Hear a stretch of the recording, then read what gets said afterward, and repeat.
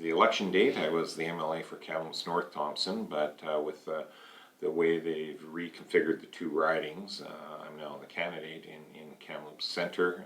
Half of that riding is still the existing population of the Kamloops North Thompson riding, and so that's been kind of a confusion for people since only one riding name had a change. But previous to that, I was the mayor of Kamloops, a city councillor, and I've sat on various boards and sport volunteer groups.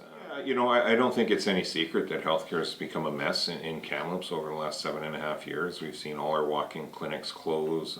We've seen excessive wait times in the emergency room. We've seen surrounding areas, emergency rooms close regularly now, which is not acceptable.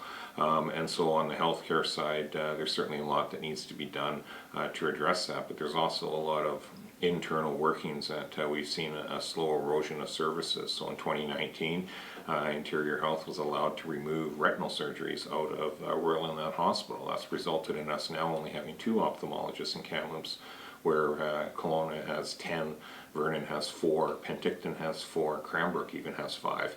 Yet Kamloops only has 2, and IHA refuses to expand that. You know, our cardiac care center that was created is now essentially closed. The equipment's been moved to different portions of the hospital and down into the emergency room area, and that cardiac care unit is actually being used for other types of patient care. At the same time, we need our cath lab actually built and developed. You know, the cancer center that's been much talked about is going to be built in such a way that it's not really on par with what we see in not just Kelowna, but what will be built in Surrey, what we have in Vancouver, what we have in Victoria.